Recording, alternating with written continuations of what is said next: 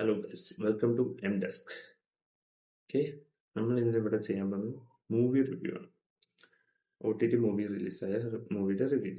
Okay, അത് first പ്രയോറിറ്റിയിൽ നമ്മൾ എടുത്തിരിക്കുന്ന ഹൈനന തെലുഗു മൂവിയാണ്. പക്ഷേ ഓൾഡ് എന്ന് വെച്ചാൽ മലയാളം, കന്നഡ, തമിഴ് എന്ന് ഹിന്ദി ലാംഗ്വേജിൽ ഡബ് ചെയ്തിട്ട് നെറ്റ്ഫ്ലിക്സിൽ അവൈലബിൾ ആണ്. ഓക്കെ, ഇതൊരു റൊമാൻസ് ഡ്രാമ റേഞ്ചിൽ കാറ്റഗറിയിൽ വരുന്ന മൂവിയാണ്. ഇതിൽ മെയിൻ റോളിലായിട്ട് നാനി, മൃണാലി ഠാക്കൂർ, കിയ ഹന, ജയറാമൊക്കെയാണ് അഭിനയിച്ചിരിക്കുന്നത്.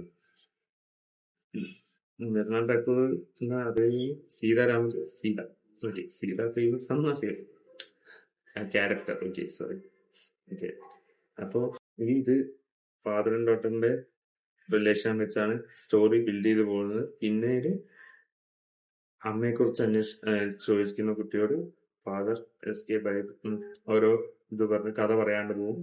പിന്നെ ഇന്റർവെല്ല് എത്താറാകുമ്പോൾ സ്റ്റോറി അവിടെ നറേറ്റ് ചെയ്യുന്നു. പിന്നീട് ഉണ്ടാകുന്ന ഇൻസിഡൻസും എങ്ങനെയാണ് സ്റ്റോറി പോകുന്നത്. പിന്നെ കഥയിലേക്ക് പോകും. അവിടെ ഞാന് ലവ് സ്റ്റോറി അതൊക്കെ പറയും.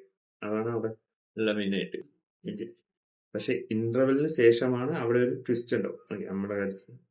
പിന്നെ ക്ലൈമാക്സിൽ ഒരു വൻ ട്വിസ്റ്റ്, നമ്മൾ പ്രതീക്ഷിക്കാത്ത അവിടെയൊക്കെയാണ് ട്വിസ്റ്റ്. ട്വിസ്റ്റ് അത് രണ്ടുമാണ്. അത് ഈ സിനിമ നല്ല ലെവൽ പീക്ക് ചെയ്ത് കൊണ്ടുപോകും. ഓക്കെ, ഇവിടെ പിന്നെ ഹസ്ബൻഡ് തമ്മിലുണ്ടാകുന്ന പ്രശ്നങ്ങളും ഇതും സോൾവ് ചെയ്ത് പോകുന്നില്ല. അണ്ടർസ്റ്റാൻഡിങ്ങിനെ കുറിച്ച് ഒരു ഡീപ്പായിട്ട് എടുത്തുകൊണ്ട് പോകുന്നുണ്ട് ഈ കഥ. ഓക്കെ, എന്റെ പെർസ്പെക്ടീവിൽ നല്ലൊരു മൂവിയാണ്. ലവ് ഡ്രാമയിൽ കാറ്റഗറിയിൽ one of the gem movie from Nani selections again. ജയസി, ആഹാ സുന്ദര എന്നതിലെ പോലെ വീണ്ടും എടുത്തു വെക്കാൻ പറ്റുന്ന ഒരു മൂവിയാണ് ആയനാന. ഓക്കെ, ഇനി വേറൊരു മൂവി റിവ്യൂ ആയി വരുന്നവരും signing off from M desk. Bye by.